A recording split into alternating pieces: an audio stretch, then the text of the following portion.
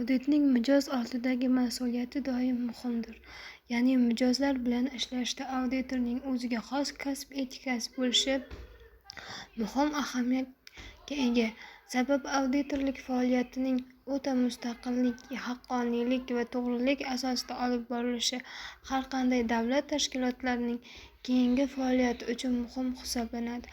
Auditor kasb faoliyatida o'ziga yuklatilgan va qonunchilik asosida belgilab qo'yilgan qonunlarga tayanilgan holatda har bir korxona faoliyatining keyingi taqdirini belgilashda muhim ahamiyat kasb etuvchi shaxs hisoblanadi.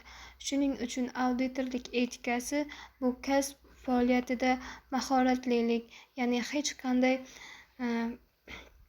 hech qanday manfaatlar to'qnashuvisiz harakat qila olish va yagona maqsad yo'lida, ya'ni qonunchilikni ro'yobga chiqarish va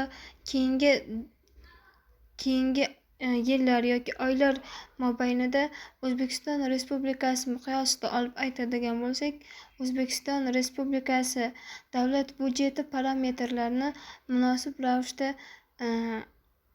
ravishda ko'paytirishga qaratilgan davlat siyosati hisoblanadi.